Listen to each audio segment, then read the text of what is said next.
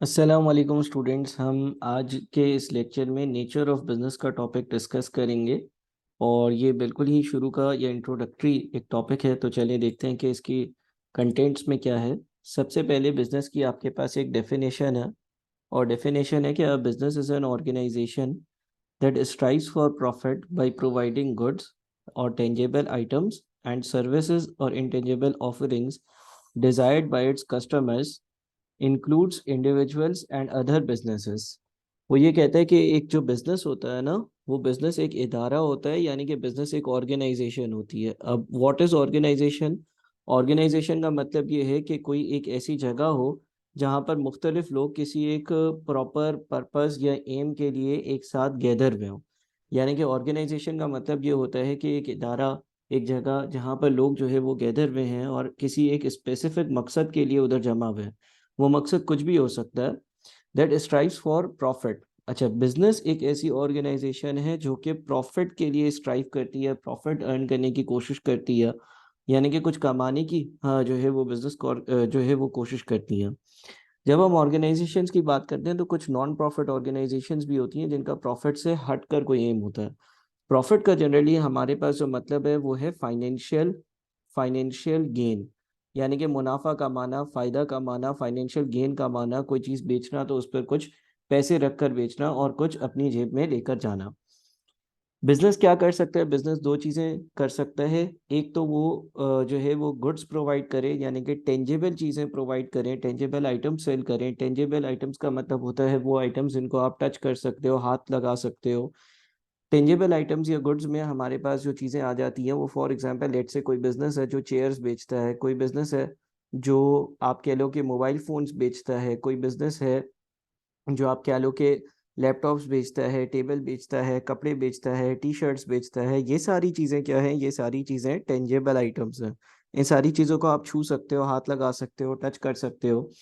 तो एक बिजनेस जो एग्ज़िस्ट करता है वो या तो टेंजेबल आइटम्स बेच सकता है या फिर सर्विसेज बेच सकता है, विच इज़ इंटेंजिबल ऑफरिंग्स। मिसाल के तौर पर कोई एजुकेशनल इंस्टीट्यूट है, कोई एजुकेशनल इंस्टीट्यूट है जो कि प्रॉफिट बनाने की नीयत से खुला है, तो वो एक सर्विस बेच रहा है, वो कोई प्रोडक्ट नहीं बेच रहा। एजुकेशनल इंस्टीट्यूट मिसाल के तौर पर कोई हॉस्पिटल है, मिसाल के तौर पर लेट से कोई लेजर पार्क है, या मिसाल के तौर पर कोई लेट से हम लाइब्रेरी की बात कर लेते हैं जिसकी आप सब्सक्रिप्शन लेते हो। मिसाल के तौर पर कोई इंटरनेट सर्विस प्रोवाइडर है, आईएसपी इंटरनेट सर्विस प्रोवाइडर है, तो वो कोई आपको टेंजेबल यानी कि ऐसी कोई चीज़ नहीं दे रहा है जिसको आप हाथ लगा सको, टच कर सको, छू सको, बल्कि एक सर्विस प्रोवाइड कर रहा है डिज़ायर्ड बाय इट्स कस्टमर्स, जो कि इनके कस्टमर्स को चाहिए होती हैं।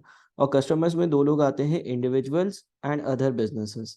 अब देखिए for example let's say electricity की बात करते हैं, तो इलेक्ट्रिसिटी जो है वो हर हाउसहोल्ड यानी कि हर इंडिविजुअल के घर में भी इस्तेमाल होती है और दूसरे बिज़नेसेस में भी इस्तेमाल होती है।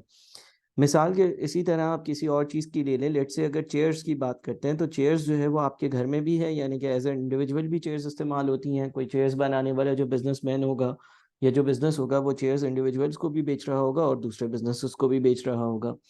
तो बिज़नेस एक ऐसा इदारा है जो प्रॉफ़िट कमाने के लिए बना हो, या वो गुड्स बेचे या फिर सर्विसेज़ बेचे, जो उसके कस्टमर्स चाहते हैं। और कस्टमर्स 2 तरह के हो सकते हैं, इंडिविजुअल्स यानी कि हाउसहोल्ड्स, यानी कि आम सिंगल इंडिविजुअल बंदा, या फिर कोई और बिज़नेस जिसकी मैंने एग्ज़ाम्पल्स दी आपको। जब प्रॉफिट किसी भी इदारे का कैसे कैलकुलेट होता है? सेल्स रेवेन्यू में से जब हम कॉस्ट माइनस करते हैं तो प्रॉफिट आ जाता है। ये जो कॉन्सेप्ट है, profit is equal to sales revenue minus cost, ये आप लोग अकाउंटिंग में भी पढ़ोगे। और इसका सीधा सीधा मतलब ये है कि मिसाल ले लेते हैं, लेट से एक बुक शॉप है। बुक शॉप वाला अपनी शॉप से जो है वो बुक्स बेचता है। एक बुक वो 50 रुपए की बेचता है। जितने की एक बुक बेचता है उसको हम सेलिंग प्राइस कहते हैं। और लेट से पूरे दिन में उसने जो है ना वो 5 बुक्स बेची, तो उसने सेलिंग प्राइस 50 रुपए की अगर 5 बुक्स बेची, तो उसका टोटल सेल्स रेवेन्यू हम कहेंगे कि 250 रुपये है। तो सेल्स रेवेन्यू कैसे आता है? सेलिंग प्राइस को यूनिट से मल्टीप्लाई कर कर, या आपको अकाउंटिंग और मैथ्स क्यूएम वगैरह में दूसरे सब्जेक्ट्स में सिखाया भी जाएगा।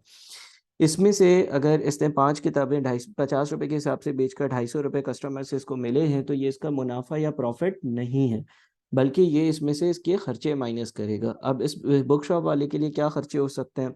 भाई ये जो इसने किताबें 5 बेची 50 रुपए के हिसाब से, ये कहीं से 30 रुपए के हिसाब से लेकर आया था, तो इसकी एक कॉस्ट प्राइस हो गई किताबों की।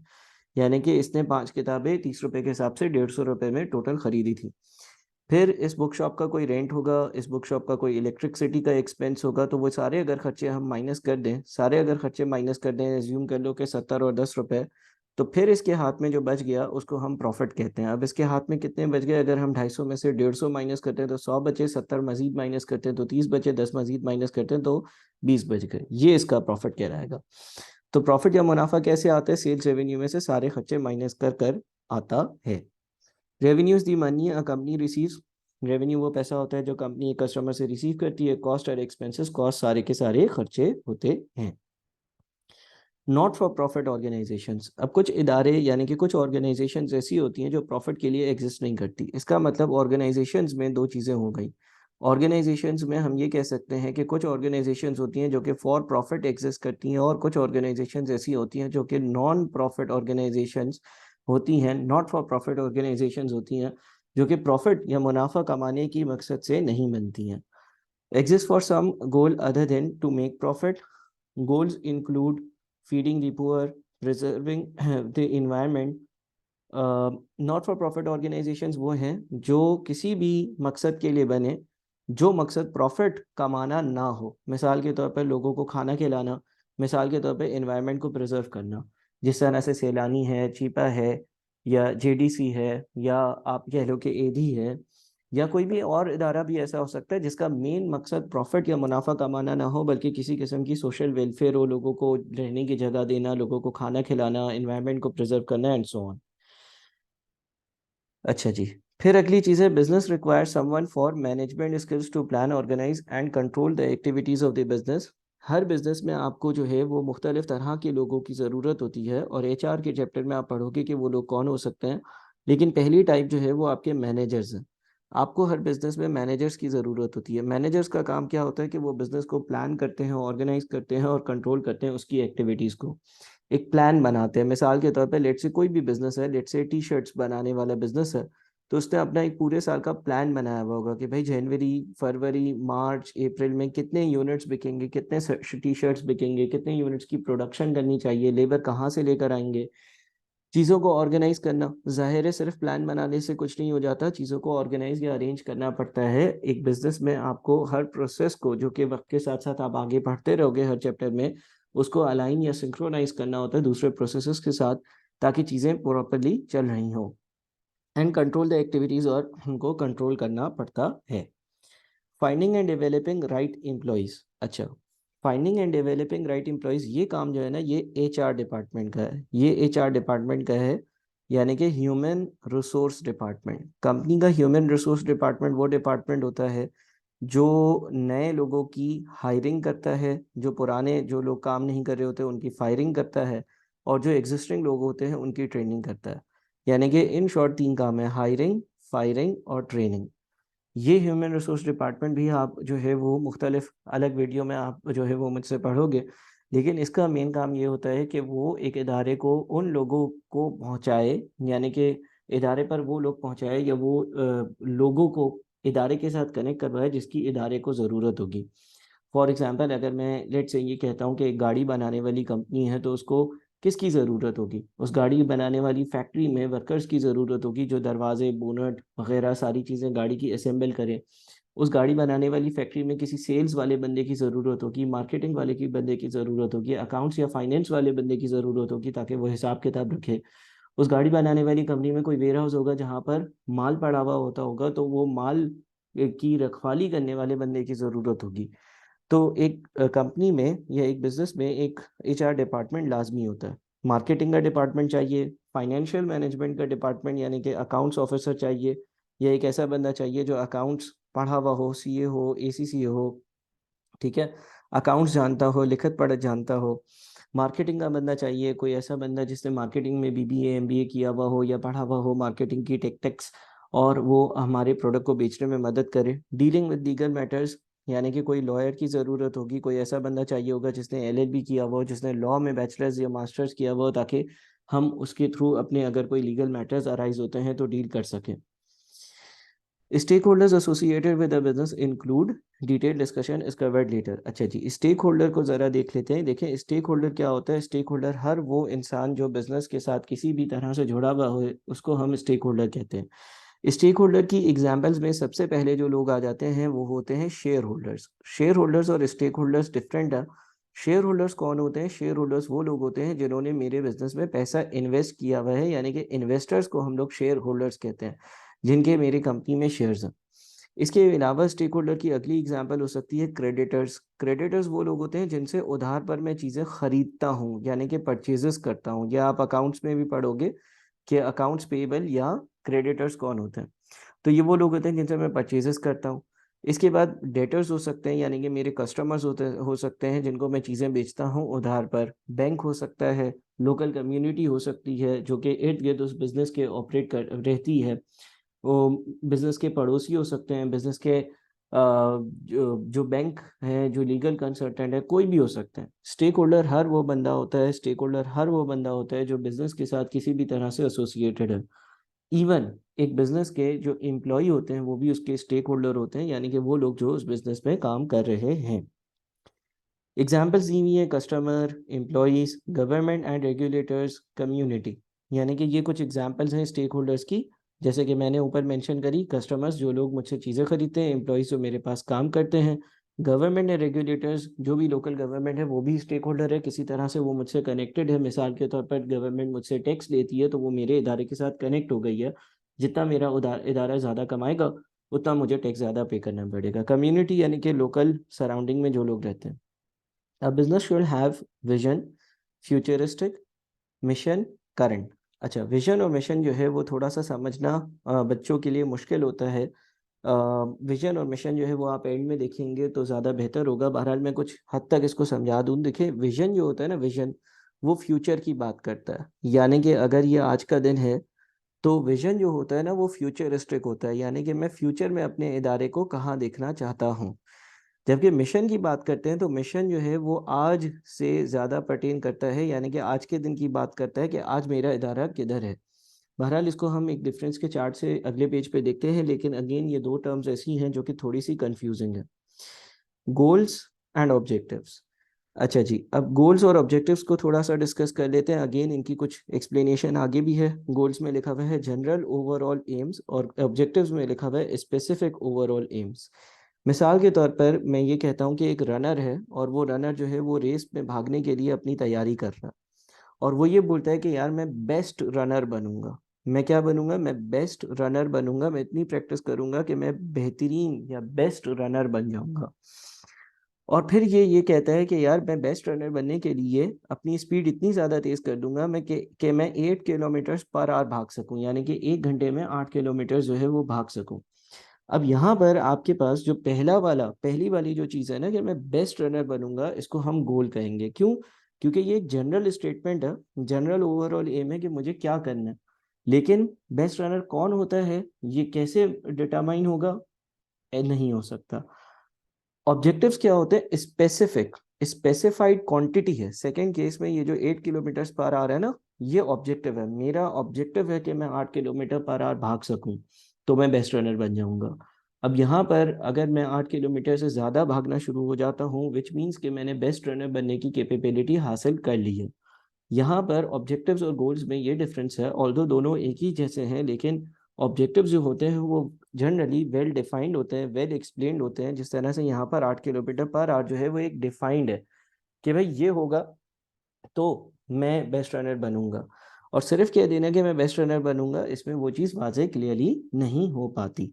इसी तरह से एक बच्चा बोलता है कि भाई मैं टेस्ट दूंगा और इंशाल्लाह मेरे अच्छे मार्क्स आएंगे, तो वो गोल हो जाएगा। लेकिन अगर वो ये बोलता है कि भाई मैं टेस्ट दूंगा और मेरे मार्क्स जो है वो 90% या प्लस आएंगे, तो ये मेरा ऑब्जेक्टिव है, ये मेरा ऑब्जेक्टिव है। तो वो इस स्टूडेंट का ऑब्जेक्टिव होगा क्योंकि वो वेल डिफाइंड है। और फिर मैं उसको इवेल्युएट कर सकता हूँ कि अगर उसने 90% स्कोर किया होगा तो उसने अपने ऑब्जेक्टिव्स मीट किए। अच्छा, strategies and strategic AIIMS, long term, tactical plans and AIIMS, implementation targets and budgets, operational plans and AIIMS, action plans. देखिए, एक इदारे में 3 लेवल्स होते हैं। एक लेवल होता है स्ट्रैटेजिक जो कि टॉप मोस्ट लेवल होता है, एक लेवल होता है टेक्टिकल जो कि मिड में आता है, और एक लेवल ऑर्गेनाइजेशन का होता है ऑपरेशनल जो कि बॉटम वाला होता है। ठीक है, हर इदारे में ये 3 अलग अलग लेवल्स होते हैं। स्ट्रैटेजिक लेवल पर सीनियर मैनेजर्स होते हैं, सीनियर मैनेजमेंट होती है आप कह लो, या आप कह लो कि सीएफओ होंगे, सीईओ होंगे या डायरेक्टर्स होंगे, यानी कि वो लोग होंगे जो ऊपर से फैसला डिक्टेट करेंगे। टेक्निकल प्लान्स या एम्स में जो मैनेजर्स हैं या जो सुपरवाइजर्स हैं वो होंगे, ठीक है ना, लेकिन ये है कि ये बिल्कुल ही जूनियर नहीं होंगे, कुछ एक्सपीरियंस रखते होंगे, और ऑपरेशनल लोग में वर्कर या लेबर या बिल्कुल ही जूनियर जो होंगे वो इंक्लूड होंगे। अब मिसाल के तौर पर लेट से एक कोल्ड ड्रिंक बनाने वाली कंपनी है, और उस कोल्ड ड्रिंक बनाने वाली कंपनी ने जो है ना ये डिसाइड करना है कि भाई हम XYZ नया फ्लेवर लेकर आ रहे हैं अपनी कोल्ड ड्रिंक का, तो क्या वो हम कराची और इस्लामाबाद में लॉन्च करें या एक साथ पूरे पाकिस्तान में लॉन्च करें। ऐसा डिसीजन जो है वो एक बहुत ही अहम इम्पोर्टेंट डिसीजन है और ऊपर से डिक्टेट होगा, तो इसीलिए ये स्ट्रैटेजिक डिसीजन कहलाएगा कि भाई मैंने ये नया फ्लेवर लॉन्च करना है या नहीं। ठीक है जी। अच्छा, एज्यूम कर लो कि ये डिसीजन लिया गया कि ठीक है हम इस नए फ्लेवर को लॉन्च करेंगे। उसके बाद उसकी जाहिर है कोई कुछ प्लानिंग होगी और कुछ टारगेट्स बनेंगे, कुछ बजट्स बनेंगे कि भाई हमें अगर लेट से फैसला ये हुआ है कि हम जो है ना वो स्टार्ट में पूरे पाकिस्तान में ही एक साथ लॉन्च कर देंगे, ये स्ट्रेटेजिकली डिसाइड हो गया। अब उसके लिए एक प्लान बनेगा कि भाई प्रोडक्शन कितनी होगी, कैसे होगी, कहाँ होगी, किस जगह पे बॉटल्स पहुंचेंगी एंड सो ऑन।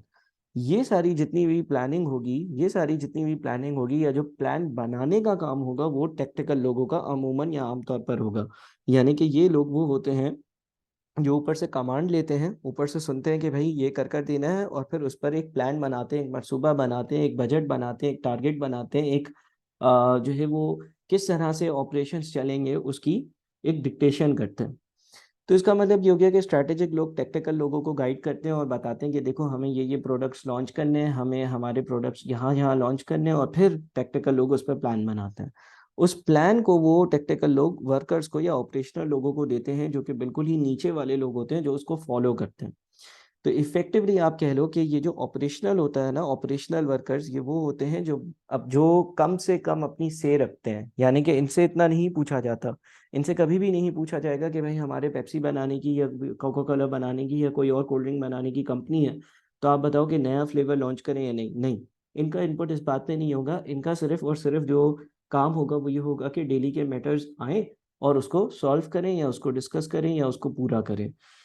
तो ये 3 लेवल्स एक ऑर्गेनाइजेशन में जनरली या इदारे में पाए जाते हैं। अच्छा, difference between mission and vision के लिए मैंने एक टेबल बनाया हुआ है। अगेन आपको इस टेबल पर आने के लिए जो है वो थोड़ा सा सब्र करना चाहिए, और एंड में आप जो है वो इस टेबल को गो थ्रू करिएगा। ये मैंने क्लास में भी डिस्कस किया था टेबल, और मैंने यही कहा था कि इस चैप्टर के बिल्कुल ही एंड में कोई अगर चीज़ आप करोगे तो वो मिशन और विजन स्टेटमेंट होगा, क्योंकि इसमें थोड़ी सी कन्फ्यूजन रहती है। बहरहाल डिफ्रेंशिएशन मैंने इस तरह के लिए कि मिशन करंट होता है और विजन फ्यूचरिस्टिक होता है। जैसे कि पहले मैंने आपको बताया, मिशन आपको ये बताता है कि आप कहाँ हो, और विजन आपको ये बताते हैं कि आप फ्यूचर में कहाँ होना चाहते हो। ठीक है। अच्छा, what needs to be done to turn vision into a reality. Mission आपको ये बताता है कि क्या करना है ताकि हमारा विजन जो है वो रियलिटी में तब्दील हो जाए, और विजन जो है वो डिस्क्राइब करता है लॉन्ग टर्म रिजल्ट्स या टारगेट्स को। अब एक एग्जांपल यहाँ पर दी हुई है, Amazon's mission statement serve consumers through online and physical stores and focus on selection, price and convenience. Let's say company का एक मिशन स्टेटमेंट है कि हम जो है वो कंज्यूमर्स को ऑनलाइन और फिजिकल स्टोर्स के थ्रू सर्व करते हैं, और हम सिलेक्शन पर, प्राइस पर और कन्वीनियंस पर बड़ा फोकस करते हैं। कन्वीनियंस यानी कि चीज़ें आराम से मिल जाए, प्राइस अच्छी हो, और सिलेक्शन जो है वो लोगों के पास wide range of selections available हो। Amazon's vision statement to be का मतलब फ्यूचरिस्टिक, यानी कि अब मैं फ्यूचर में कहाँ जाना चाहता हूँ। To be earth most customer centric company, मुझे फ्यूचर में जो है वो दुनिया की, इस अर्थ की सबसे ज़्यादा customer centric, customer focused company बनना है, जहाँ पर सारे कस्टमर्स हों, where customers can find, again futuristic, and discover anything they might want to buy online and endeavor to offer its customers the lowest possible prices। मुझे दुनिया की वो कंपनी बनना है जहाँ पे सारे कस्टमर आए, कस्टमर सेंट्रिक कंपनी हो, और कस्टमर्स को सबसे रीजनेबल प्राइस पर सारी चीज़ें मिल जाएं। तो इससे आप थोड़ा सा इन दोनों के बीच में डिफ्रेंशिएट कर पाओगे। आगे चलते हैं, difference between goals and objectives जो हमने डिस्कस किया। गोल्स जो है वो ब्रॉड इंटेंशन है, नैरेटिव है और आइडिया बेस्ड एंड जनरल है। ऑब्जेक्टिव्स ज़्यादा स्पेसिफिक होते हैं, derive from goals, express in a form that can be measured, और क्लियर एंड स्पेसिफिक होते हैं। जो मैंने आपको एग्जांपल दी थी कि भाई एक रनर बोलता है कि मुझे जो है वो बहुत तेज रनर बनना है, तो ये गोल है। लेकिन वो रनर बोलता है कि मुझे ऐसा रनर बनना है कि मैं 1 घंटे में 8 किलोमीटर भाग सकूं, ये ऑब्जेक्टिव है उसका। जो वो अचीव करेगा तो ऑब्वियसली इसका गोल भी अचीव हो जाएगा। गोल एक ब्रॉड इंटेंशन होती है। गोल जो है वो कोई स्पेसिफिक बात नहीं होती है, जनरली ब्रॉडर कैटेगरी को कवर करता है। ऑब्जेक्टिव डिराइव फ्रॉम गोल्स, इसका ये मतलब है कि एक रनर ने पहले ये सोचा कि मुझे बेहतरीन रनर बनना है, उसने अपना गोल डिसाइड किया। उस गोल को अचीव करने के लिए उसने एक ऑब्जेक्टिव बनाया कि मैं 8 किलोमीटर पर आवर भागूंगा। नैरेटिव ये जनरली एक स्टेटमेंट होता है expressed in a form that can be measured. Generally ये एक वैल्यू होती है जो मेजर हो सकती है, 8 kilometre per hour. Idea based and general, clear and specific. तो आई होप कि ये चीज़ अब थोड़ी क्लियर है। अच्छा, a smart objective is one that is, देखिए एक अच्छा ऑब्जेक्टिव वो होगा जो कि स्मार्ट हो। स्मार्ट का क्या मतलब है? स्पेसिफिक। स्पेसिफिक का मतलब वैल्यू डिफाइन, है ना, एक क्वांटिटी सेट है, 8 kilometre per hour, this is my objective. अगर मैं बोलता हूँ मुझे पास होना है, वो आपका ऑब्जेक्टिव नहीं है। लेकिन अगर आप बोलते हो कि मुझे 70 या 80% मार्क्स चाहिए, ज़्यादा स्पेसिफिक है कि भाई मुझे पास होकर इतने मार्क्स चाहिए तो मैं पास होऊंगा अच्छे नंबर से, तो वो आपका स्पेसिफिक हो गया। मेजरेबल, जिसको आप तोल सको, मेजर कर सको। अगेन गोल मेजरेबल नहीं होता, ऑब्जेक्टिव मेजरेबल होता है।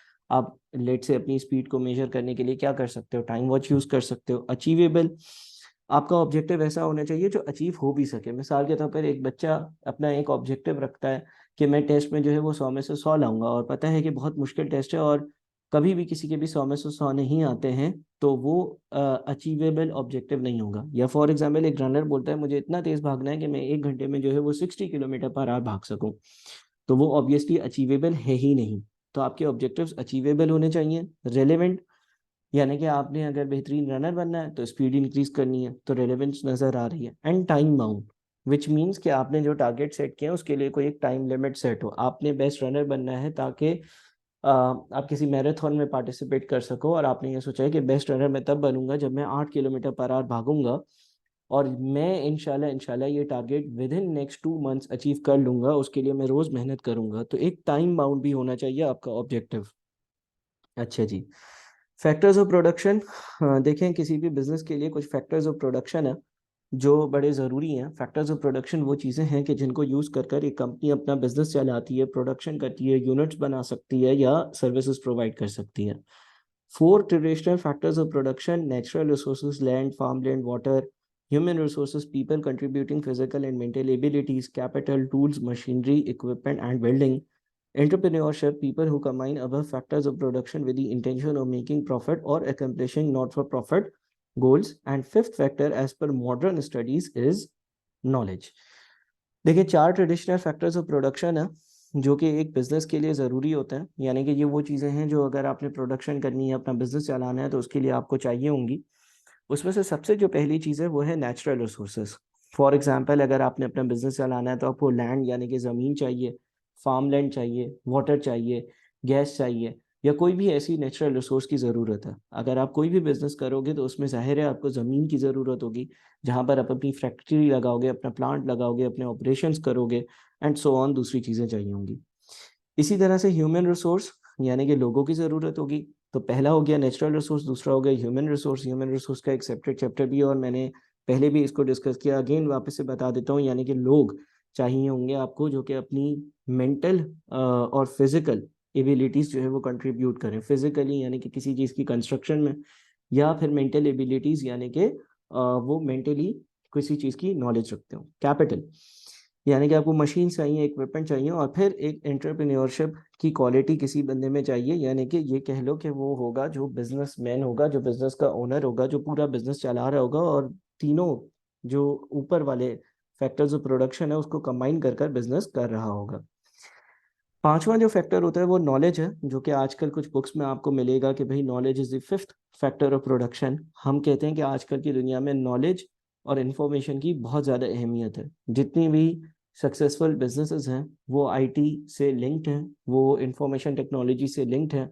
उनके पास मुख्तलिफ सोर्सेज से इंफॉर्मेशन आ रही होती है। वो इंफॉर्मेशन और वो नॉलेज यूज़ कर कर वो अपने प्रोडक्ट की बेहतर ब्रांडिंग, बेहतर मार्केटिंग कर सकते हैं, लोगों से फीडबैक ऑब्टेन कर कर अपने करंट प्रोडक्ट को इम्प्रूव कर सकते हैं। तो हम ये कहते हैं कि भाई ये भी एक बहुत ज़्यादा ज़रूरी चीज़ हो गई है आजकल की दुनिया में। Stakeholders can be categorised as internal stakeholders, shareholders, owners, employees, executive directors and senior managers, external stakeholders, lenders, suppliers, government, customers, non-executive directors and public. अच्छा, हमने स्टेक होल्डर पढ़ा था। स्टेक होल्डर हर वो बंदा होता है जो कि कंपनी के साथ किसी भी तरह से एसोसिएटेड हो। अब इसमें हमारे पास एक तो आ जाते हैं internal stakeholders. Internal stakeholders का मतलब ये है कि ये शेयर होल्डर्स हैं या ओनर्स हैं। इंटरनल का मतलब अंदरूनी, इंटरनल का मतलब कंपनी के साथ बहुत ही पक्की तरह से जुड़े हुए लोग। तो जो कंपनी के ओनर्स होते हैं या कंपनी के जो शेयर होल्डर्स होते हैं वो इंटरनल स्टेक होल्डर इसलिए कहलाते हैं क्योंकि वो कंपनी के साथ एक स्ट्रॉन्ग कनेक्शन रखते हैं। अगर कंपनी चल रही है तो इन्वेस्टमेंट सारी की सारी इन लोगों की होती है और लिहाजा ये कंपनी के साथ बहुत ज़्यादा क्लियरली क्लोजली एसोसिएटेड लोग होते हैं। एम्प्लॉयज़ यानी कि कंपनी में काम करने वाले लोग, अगेन ये इंटरनल स्टेक होल्डर्स में इसलिए आते हैं क्योंकि ये जितने भी एम्प्लॉयज़ होते हैं ये कंपनी का इनका रोज़ आना जाना होता है। इनका कंपनी में ऑपरेशंस करने के लिए रोज आना जाना हो रहा होता है। ये रोजमर्रा की चीज़ों में इन्वॉल्व होते हैं, इनका कंपनी आना जाना होता है। अच्छा, executive directors and senior managers कौन होते हैं? Executive directors and senior managers भी रोज कंपनी आते हैं, कंपनी के ऑपरेशंस में पार्टिसिपेट करते हैं, कंपनी में काम करते हैं, कंपनी के एम्प्लॉयज ही होते हैं। तो ये सारे आपके इंटरनल स्टेक होल्डर्स कहलाते हैं।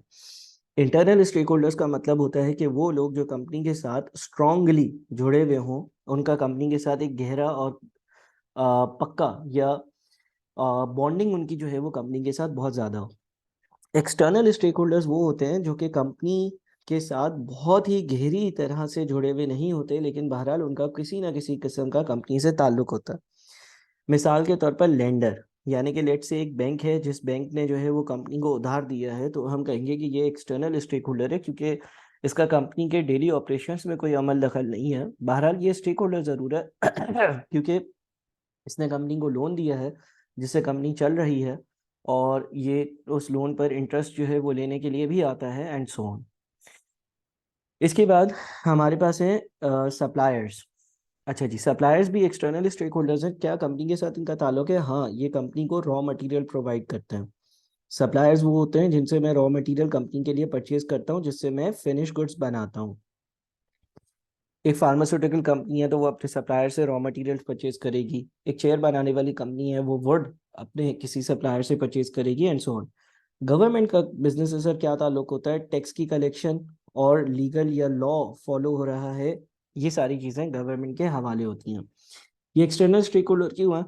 क्योंकि अगेन गवर्नमेंट आपके डेली ऑपरेशंस में डायरेक्टली इन्वॉल्व नहीं होती है। उसका सिर्फ ये काम होता है कि जो आपने मुनाफा या प्रॉफिट कमाया है उसमें से वो टैक्स ले ले, या ये देख ले कि आप कानून सारे फॉलो कर रहे हो या नहीं। कस्टमर, कस्टमर वो लोग होते हैं जो मेरे प्रोडक्ट को बाय करते हैं, बायर्स होते हैं। अगेन ये स्टेक होल्डर्स हैं, मुझसे कनेक्टेड हैं, लेकिन ये इंटरनल स्टेक होल्डर्स नहीं है क्योंकि डेली मेरे ऑफिस में बैठे हुए नहीं होते। इसी तरह से नॉन एग्जीक्यूटिव डायरेक्टर्स हैं। नॉन एग्जीक्यूटिव डायरेक्टर्स वो होते हैं जो कि विजिटिंग डायरेक्टर्स होते हैं। नॉन एग्जीक्यूटिव डायरेक्टर्स जो होते हैं वो भी मेरे डे टू डे ऑपरेशंस में इन्वॉल्व नहीं होते हैं, बल्कि ये मेरे पे रोल पर भी नहीं होते हैं। ये कंपनी आते हैं, ये स्पेशल तरह के एक्सपर्ट्स होते हैं जो कंपनी के बोर्ड ऑफ डायरेक्टर्स में बैठते हैं और फैसला लेते हैं। तो देखिए, डायरेक्टर्स जो है ना वो दो तरह के हैं। डायरेक्टर्स में से एक होते हैं आपके एग्जीक्यूटिव डायरेक्टर्स और एक होते हैं नॉन एग्जीक्यूटिव डायरेक्टर्स। अच्छा, डायरेक्टर्स का काम क्या होता है? डायरेक्टर्स का काम होता है कि वो स्ट्रैटेजिक या टॉप मोस्ट लेवल के डिसीजंस लें। लेकिन एग्जीक्यूटिव डायरेक्टर्स और नॉन एग्जीक्यूटिव डायरेक्टर्स की क्या ज़रूरत होती है? एग्जीक्यूटिव डायरेक्टर्स जो होते हैं उनके जो प्रॉफिट्स होते हैं ना, उनके जो प्रॉफिट्स होते हैं वो कंपनी के साथ बहुत ज़्यादा स्ट्रांगली, सॉरी, उनकी जो सैलरी होती है, उनकी जो सैलरी होती है वो कंपनी के साथ बहुत ज़्यादा एसोसिएटेड होती हैं। और उनकी रेम्यूनरेशन जो है वो पेरोल पर भी हो सकते हैं, या वो ऐसे लोग होते हैं जिनकी घर की जो आप कह लो कि उन जिनकी जो तनख्वाह है वो एक ही कंपनी से मिल रही होती है, यानी कि ये कंपनी में 9 to 5 काम करने वाले लोग होते हैं। नॉन एग्जीक्यूटिव डायरेक्टर्स वो होते हैं जिसको आप यूँ कह सकते हो कि यार ये विजिटिंग होते हैं, यानी कि ये मुख्तलिफ कंपनीज में नॉन एग्जीक्यूटिव डायरेक्टर्स होते हैं और आपके ऑफिस भी आते हैं और बैठते हैं और देखते हैं चीज़ें कि सही चल रही हैं या नहीं। अच्छा, लेकिन इन दोनों की ज़रूरत क्यों पड़ती है? देखिए, नॉन एग्जीक्यूटिव डायरेक्टर जो है ना, वो 10 जगह से पैसे कमा रहा होता है, तो उसका आपकी कंपनी में इतना ज़्यादा इंटरेस्ट नहीं होता जितना एग्जीक्यूटिव डायरेक्टर्स का होता है। अब कंपनी का स्ट्रक्चर ज़रा समझिएगा। कंपनी अगर होती है तो कंपनी में जो इन्वेस्टर्स होते हैं वो शेयर होल्डर्स कहलाते हैं। कंपनी में जो इन्वेस्टर्स होते हैं वो शेयर होल्डर्स कहलाते हैं। शेयर होल्डर्स ने कंपनी में इन्वेस्टमेंट करी हुई होती है, शेयर होल्डर्स के पैसों से कंपनी चल रही होती है, लेकिन वो डेली कंपनी नहीं आते हैं। मिसाल के तौर पर अगर आप भी किसी कंपनी के शेयर होल्डर बनना चाहते हो तो आप मुख्तलिफ कंपनीज में से किसी भी कंपनी के पाकिस्तान स्टॉक एक्सचेंज से शेयर खरीद सकते हो। इंडस मोटर्स है, पार्क सुजुकी है, या इतनी सारी फार्मास्यूटिकल कंपनीज हैं, डॉलमेन मॉल है, या कोई होटल है जो कि रजिस्टर्ड हो, या मुख्तलिफ कंपनीज हैं जो टायर्स बनाती हैं, फार्मास्यूटिकल बिजनेस करती हैं, फूड एंड बेवरेज इंडस्ट्री में है, तो उसके आप शेयर्स खरीद सकते हो। आप उसके शेयर होल्डर कहलाओगे। आपने उस कंपनी में पैसा लगा दिया, उसके अगेंस्ट आपको रिटर्न भी मिलेगा। इसकी डिस्कशन हम आगे वाले चैप्टर्स में करेंगे। लेकिन कंपनी को चलाने वाले लोग जो है वो बिल्कुल डिफरेंट होते हैं, जो जिसको हम मैनेजमेंट कहते हैं। अब क्या ये मैनेजमेंट जो है वो फैसले ऐसे ले रही है कि जो इन शेयर होल्डर्स के फ़ायदे में होंगे या नहीं? ये अपनी मर्जी के या अपने हिसाब से तो फैसले नहीं ले रही है जो इनको बेहतर लगता हो और जो शायद शेयर होल्डर्स को नुकसान पहुंचाता हो। तो इन मैनेजमेंट में एग्जीक्यूटिव डायरेक्टर्स भी इन्वॉल्व होते हैं। अब इन पर किसी की नज़र होनी चाहिए। तो हम ये कहते हैं कि एक आप आगे जाकर जो है वो अपनी पढ़ाई में एक चीज़ पढ़ोगे, कोड ऑफ कॉर्पोरेट गवर्नेंस, वो आपको गाइड करेगा कि कंपनी में कितने एग्जीक्यूटिव और नॉन एग्जीक्यूटिव डायरेक्टर्स होने चाहिए। एग्जीक्यूटिव डायरेक्टर्स क्योंकि कंपनी के पेरोल पर होते हैं और उनके बोनसेस कंपनी के प्रॉफिट्स के साथ लिंक्ड होते हैं, तो हो सकता है कि कभी कभार वो कोई ऐसा फैसला ले लें कि जो उनके पर्सनल बेनिफिट के लिए हो। तो इन पर एक वॉच रखने के लिए, इन पर एक नज़र रखने के लिए हम नॉन एग्जीक्यूटिव डायरेक्टर्स भी अपनी कंपनी में अपॉइंट करते हैं। नॉन एग्जीक्यूटिव डायरेक्टर्स जो हैं वो एग्जीक्यूटिव डायरेक्टर्स को चैलेंज करते हैं, या जब डिसीजंस ले रहा होता है बोर्ड ऑफ डायरेक्टर तो बोलते हैं भाई ऐसा ये डिसीजन क्यों नहीं। इसलिए क्योंकि देखें, इनका घर जो है वो मुख्तलिफ सोर्सेज से चल रहा है, ये एक इंडिपेंडेंस रखते हैं और साथ में ये अपनी अलग अलग बातों के एक्सपर्ट होते हैं। तो एक तरह से एक्सपर्ट्स की हायरिंग हो जाती है और फिर बोर्ड ऑफ डायरेक्टर्स पूरा बनता है। ठीक है जी। इन दोनों की नेचर में जो डिफरेंस है वो ज़रूर याद रखिएगा, इससे रिलेवेंट एमसीक्यू आ सकता है। और वक्त के साथ साथ जब आप अगले कुछ चैप्टर्स पढ़ेंगे, टॉपिक्स पढ़ेंगे, तो उसको हम मज़ीद भी डिस्कस करेंगे। अच्छा जी, इसके बाद पावर इंटरेस्ट मैट्रिक्स। देखिए, ये पावर इंटरेस्ट मैट्रिक्स आपने याद रखना होगा कि आपके जितने भी स्टेक होल्डर्स होते हैं उन स्टेक होल्डर्स में से कुछ ऐसे होते हैं जिनके पास बहुत ज़्यादा पावर है, कुछ ऐसे होते हैं जिनके पास कंपैरेटिवली कम पावर है। इसी तरह से इंटरेस्ट की अगर बात करें तो कुछ ऐसे होते हैं जो लो इंटरेस्ट लोग होते हैं और कुछ ऐसे होते हैं जो कि हाई इंटरेस्ट लोग होते हैं। अब देखें, एक एक कर कर हम पढ़ते हैं। सबसे पहले आपने देख रहे हैं कि आपके पास, लेट से हम पहला बॉक्स कंसिडर करते हैं, ये वाला, जिसमें आपके पास लिखा हुआ है कि इन लोगों के पास हाई पावर है और इंटरेस्ट लो है। यानी कि यहाँ पे लिखा हुआ है keep satisfied with active consultation, capable of moving to high interest high power segment, example includes large institutional investors. अच्छा सर, पहले तो ये बता दें कि इंस्टीट्यूशनल इन्वेस्टर्स का क्या मतलब है और फिर ये बता दें कि ये आखिर हाई लो से क्या पता चल रहा है। देखें, जब एक कंपनी की बात करते हैं ना, तो एक कंपनी में बहुत सारे लोगों ने इन्वेस्टमेंट्स करी हुई होती हैं। ठीक है ना। और कंपनी में इन्वेस्टमेंट कैसे होती है? कंपनी में इन्वेस्टमेंट इस तरह से होती है कि लोग कंपनी के शेयर्स परचेज करते हैं। और शेयर्स कहाँ से मिलते हैं? शेयर्स, अगर आप भी एक इंडिविजुअल हो तो आप पाकिस्तान स्टॉक एक्सचेंज पर जो है वो ट्रेडिंग कर सकते हो, शेयर्स परचेज कर सकते हो, शेयर्स की बाइंग एंड सेलिंग कर सकते हो। आपको एक सिंपल सा सीडीसी में अकाउंट ओपन करवाना होगा और फिर उसके बाद आप अपनी शेयर्स की ट्रेडिंग कर सकोगे, शेयर्स की खरीदो फरोख्त कर सकोगे। अब होता कुछ इस तरह से है कि जब कंपनी के शेयर्स लोग बेचना शुरू कर देते हैं तो उस कंपनी के शेयर्स की प्राइस जो है वो गिरना शुरू हो जाती है। जब लोग कंपनी के शेयर्स परचेज करना शुरू कर देते हैं, हर कोई किसी कंपनी के शेयर्स परचेज कर रहा होगा, तो उस शेयर्स की वैल्यू बढ़ जाती है और उसकी प्राइस बढ़ जाती है। यानी कि शेयर की जो प्राइस होती है, लेट से अगर एक शेयर जो है वो 50 रुपए का है किसी कंपनी का और लोग अगर उसको खरीदना शुरू कर देंगे, तो क्योंकि उसकी डिमांड बढ़ गई तो उसकी प्राइस भी बढ़ सकती है। और अगर लोग जो है वो उसको बेचना शुरू कर दें तो क्या होगा कि उसकी डिमांड कम हो जाएगी, लिहाजा उसकी प्राइस भी कम हो जाएगी। हर कोई उसको बेच रहा है। ये डिमांड एंड सप्लाई का इकोनॉमिक्स का एक बेसिक सा कानून है। तो शेयर्स में इन्वेस्ट करने वाले दो तरह के लोग होते हैं। एक तो इंडिविजुअल होते हैं, यानी कि mister A, mister B, mister C ने कंपनी के शेयर्स ले लिए, तुमने ले लिए, मैंने ले लिए। हमने जो है वो 300, 400, 500 शेयर्स कंपनी के खरीदे और हम कंपनी में इन्वेस्टर हो गए। दूसरा ऐसा हो सकता है कि कोई इंस्टीट्यूशनल इन्वेस्टर हो। Now what is institutional investor? देखो, एक कंपनी जो है ना, उस कंपनी में इंडिविजुअल्स तो इन्वेस्ट कर सकते हैं, लेकिन दूसरी कंपनीज या दूसरी ऑर्गेनाइजेशंस भी इन्वेस्टमेंट कर सकती हैं। ठीक है, मिसाल के तौर पर एक कंपनी है जिसका नाम है एबीसी, और ये एबीसी कंपनी जो है ना वो फर्नीचर बनाती है, सही है। और एक कंपनी है जिसका नाम है डीईएफ, और ये डीईएफ कंपनी जो है वो लेट से आइसक्रीम बनाती है, और लेट से दोनों लिस्टेड कंपनीज है। लिस्टेड कंपनीज का मतलब ये है कि इन दोनों के शेयर्स जो है वो पाकिस्तान स्टॉक एक्सचेंज में खरीदे या बेचे जा सकते हैं। तो पहले ये बात ये समझ लो कि ये जो एबीसी कंपनी है ना, ये एबीसी कंपनी भी डीईएफ कंपनी में इन्वेस्टमेंट कर सकती है, और इसके डीईएफ के शेयर्स खरीद सकते हैं। अब अगर डीईएफ आइसक्रीम बेचेगा, आइसक्रीम बेचकर प्रॉफिट कमाएगा, तो प्रॉफिट का कुछ हिस्सा जो जिसको हम डिविडेंड कहते हैं, वो अगर डीईएफ डिक्लेयर करेगा तो वो एबीसी के पास आएगा। आगे हम जब कंपनी का स्ट्रक्चर डिस्कस करेंगे तो ये बात भी डिस्कस करेंगे कि डिविडेंड क्या है। लेकिन आप यूँ कह लो अभी अभी फॉर टाइमिंग कि भाई ये जब प्रॉफिट कमाएगा तो वो प्रॉफिट जो है वो शेयर होल्डर्स में तकसीम होता है, तो एबीसी को भी प्रॉफिट मिलेगा। तो पहली चीज़ तो ये समझ लें कि ऐसा ज़रूरी नहीं है कि किसी कंपनी के शेयर्स जो है वो इंडिविजुअल लोग ही खरीदें, दूसरी कंपनीज भी खरीद सकती हैं।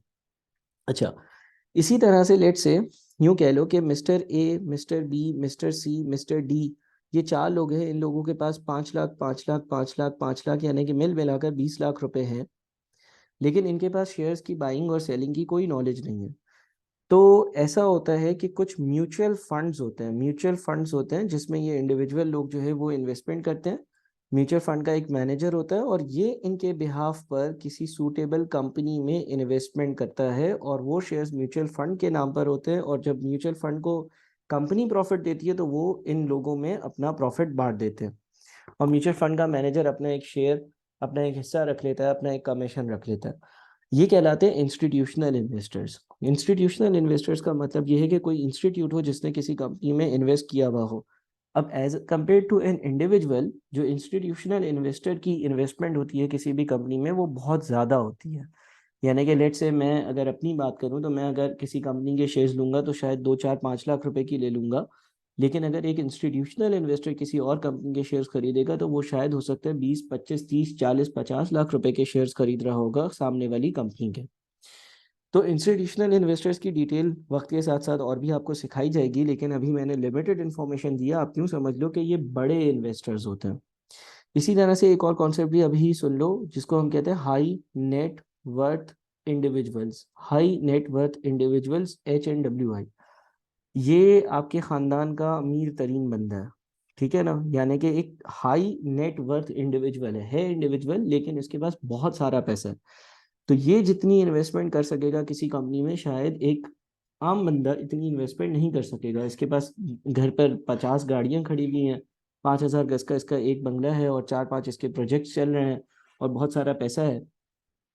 तो कहने का मकसद ये है कि यहाँ पर इंस्टीट्यूशनल इन्वेस्टर्स का मतलब ये है कि भाई कोई ऐसा बंदा है कि जिसकी कंपनी में बहुत ज़्यादा इन्वेस्टमेंट है, बहुत बड़ी इन्वेस्टमेंट है। देयरफॉर उसका उस कंपनी में जो पावर है ना वो बहुत हाई है। पावर हाई है यानी कि देखो, अगर अपने सारे शेयर्स बेच दे, मिसाल के तौर पे इसके पास करोड़ों रुपए के शेयर्स है, और ये एक दिन फैसला करे कि चलो मैं इस कंपनी के सारे शेयर्स बेच देता हूँ, तो क्या होगा कि कंपनी की जो शेयर प्राइस है वो भी डिक्लाइन करना शुरू हो जाएगी। यानी कि इसके पास बहुत ज़्यादा पावर है। लो इंटरेस्ट का मतलब यह है कि इसका इंटरेस्ट इस कंपनी में शायद इसलिए लो है, प्रोबेबली क्योंकि इसके पास इन्वेस्टमेंट करने के लिए हज़ारों और कंपनियां जो है वो स्टॉक एक्सचेंज पर अवेलेबल हैं। तो हम ये कहते हैं कि ये वाला जो स्टेक होल्डर है ना, इसको क्या करो, keep satisfied with active consultation. इससे मशवरा लेते रहो, इसको खुश रखो, इसको सेटिस्फाई रखो, इसकी जो डिमांडें हैं वो पूरी करो। Capable of moving to high interest high power segment, वरना ये ऐसा भी हो सकता है कि हाई पावर हाई सेगमेंट में मूव हो जाए, या कोई ऐसा फैसला ले ले जो आपके इदारे के लिए अच्छा ना हो। तो इसी तरह से तीन कैटेगरीज और हैं। एक और कैटेगरी हम पढ़ लेते हैं। एक और कैटेगरी हमारे पास लेट से ये वाली है जिसमें हाई पावर और हाई इंटरेस्ट है। हाई पावर हाई इंटरेस्ट में लिखा हुआ है manage closely with regular engagement, example includes major customer. Major customer का क्या मतलब है? मेजर कस्टमर का ये मतलब है, मिसाल ले लो कि लेट से तुम्हारी कंपनी में टोटल जो है ना, मेजर कस्टमर का मतलब ये कि लेट से तुम्हारी कंपनी जो है ना वो पूरे साल में, तुम्हारी कंपनी पूरे साल में 100,000 यूनिट्स बेचती है, किसी एक प्रोडक्ट के 1 लाख यूनिट्स बेचती है, जो भी प्रोडक्ट जिसका तुम बिजनेस करते हो उसके 1 लाख यूनिट्स बेचती है, उसमें से 80% यूनिट्स यानी कि 80,000 यूनिट्स एक ही बंदा तुमसे खरीदता है, ठीक है। और 20,000 यूनिट्स जो है वो मुख्तलिफ छोटे छोटे छोटे छोटे इतने सारे कस्टमर्स खरीदते हैं। मिसाल के तौर पे तुम्हारी कंपनी जो है वो कह लो कि कार बैटरी बनाती है, कोई ऐसी कंपनी है जो गाड़ियों की बैटरी बनाती है, ठीक है। ये जो गाड़ियों की बैटरी बनाती है, 80% बैटरियां इसकी जो है ना एक और कंपनी खरीद लेती है जो कि गाड़ी बनाने वाली कंपनी है, और 20% इसके बनाई हुई चीजें जो है वो बाजार में बिक रही होती हैं, जो कि नॉर्मल लोग खरीद रहे होते हैं बाजार से। तो अब इसका मतलब क्या हुआ, इसका मतलब ये हो गया कि ये जो 80% चीज़ें हमसे ख़रीदता है, या पूरे साल में अगर मैं 1 लाख चीज़ें बनाता हूँ और उसमें से 80,000 चीज़ें ये ख़रीदता है, ये मेरा एक मेजर कस्टमर है। इसके पास हाई पावर भी है और इसका इंटरेस्ट भी हमारे बिजनेस में हाई है। हाई पावर क्यों है भाई? अगर ये चला गया, अगर इसने बोला नहीं यार चलो मैं अब आपसे बैटरीज नहीं परचेज करूंगा और मैं कार मैन्युफैक्चरर हूँ, मुझे कोई और बैटरी बनाने वाला मिल गया है, तो अगेन मेरी कंपनी को एक बहुत बड़ा नुकसान होगा, उसका सेल्स रेवेन्यू सिग्निफिकेंटली कम हो जाएगा, क्योंकि वो बंदा जिसको मैं 1 लाख में से 80,000 चीज़ें बेचता था वो चला जाएगा। तो हम कहेंगे कि इसके पास एक तो हाई पावर है। दूसरी चीज, हाई इंटरेस्ट का क्या मतलब है? हाई इंटरेस्ट का मतलब ये है कि ये बंदा जो है ना वो आपकी कंपनी में एक बहुत बड़ा इंटरेस्ट रखता है, क्योंकि इसका जो फिनिश गुड है, गाड़ियां हैं, वो आपकी बैटरियों के बगैर नहीं बन सकता, तो ये भी आपकी कंपनी में इंटरेस्ट रखता है, जो इसका एक हाई इंटरेस्ट है। लिखा हुआ है manage closely with regular engagement. अगर कोई ऐसा बंदा, अगर कोई ऐसा स्टेक होल्डर हो, ये पावर इंटरेस्ट मैट्रिक्स है स्टेक होल्डर्स का। स्टेक होल्डर्स यानी कि जो लोग कंपनी के साथ जुड़े हुए होते हैं। तो हम ये कहते हैं कि अगर कोई ऐसा स्टेक होल्डर है जिसका हाई पावर और हाई इंटरेस्ट है, जिस तरह से मेजर कस्टमर हो गया, तो उसको बहुत क्लोजली आपने मैनेज करना है, बहुत क्लोजली उसकी बातें सुननी है, उसका ख्याल रखना है, और विद रेगुलर इंगेजमेंट्स, और हर कुछ वक्त पर उससे मुलाकात जारी रखनी है, उससे मिलते जुलते रहना है, उससे बातचीत रखनी है, बिकॉज उसका हाई पावर भी है और हाई इंटरेस्ट भी है। अगर वो चला गया तो तुम्हारी कंपनी डूब सकती है। इसी तरह से आपके पास लो इंटरेस्ट और लो पावर में लिखा हुआ है monitor only and communicate, example include general public with no direct interest.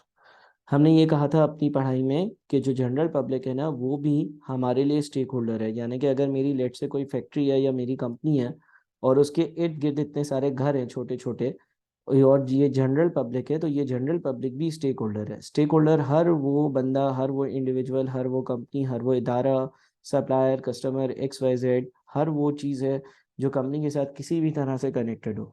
अब सर ये किस तरह से कनेक्टेड है ये लोग इस तरह से कनेक्टेड है कि अगर ये फैक्ट्री की सराउंडिंग में रहते हैं, तो फैक्ट्री अगर लेट से कोई सप्लाईज आती हैं तो इनका रास्ता डिस्टर्ब होता है। ये इस तरह से इफेक्टेड है कि अगर फैक्ट्री से कोई जो है वो हार्मफुल फ्यूम्स प्रोड्यूस होती हैं तो वो इनको कंज्यूम करते हैं, तो ये स्टेक होल्डर बन गए। लेकिन ये एक्सटर्नल स्टेक होल्डर है। अच्छा, इनका पावर लो क्यों है? इनकी कंपनी में इन्वेस्टमेंट नहीं है, इनकी कंपनी में बातचीत नहीं है, इनकी कंपनी में जिस तरह से शेयर होल्डर्स होते हैं उनकी इन्वेस्टमेंट होती है, ऐसा भी नहीं है, ना ही ये एग्जीक्यूटिव डायरेक्टर्स, ये तो एक आम आवाम है, ठीक है। लो इंटरेस्ट, इनका कंपनी में कोई खास इंटरेस्ट भी नहीं होगा, यानी कि ये चलो सही है, ठीक है, एक लोकेलिटी में एक फैक्ट्री है या करीब में घर के करीब एक फैक्ट्री है, लेकिन अगर उससे ये चीज़ें परचेज भी नहीं करते, सेल भी नहीं करते, ना ही वहाँ पे काम करते हैं और ना ही वहाँ पर इन्वेस्टमेंट है, तो इनका लो इंटरेस्ट होगा। तो करना क्या है, मॉनिटर ओनली, इनको देखते रहना है कि भाई ये नाराज ना हो, एंड कम्युनिकेट, और इनसे कम्युनिकेशन रखनी है। Example include general public with no direct interest. और लास्ट है हमारे पास लो पावर और high interest, keep inform, their views can influence more powerful stakeholder, example includes charities. यानी कि अब वो लोग हैं जिनका कोई खास पावर तो नहीं है, पावर इस सेंस में नहीं है कि वो इन्वेस्टमेंट नहीं रखते प्रॉपेबली, लेकिन हाई इंटरेस्ट है। तो इस तरह से आपने ये पावर इंटरेस्ट मैट्रिक्स जो है वो याद रखना है। मैंने ये कोशिश करी कि इस चैप्टर को आप लोगों के सामने जल्दी से जल्दी रिकैप करवाऊं। मजीद डिटेल्स के लिए आप मुझे व्हाट्सएप कर सकते हैं, जिसमें मैं आपको गाइड कर दूंगा इस चैप्टर के हवाले से। Thank you.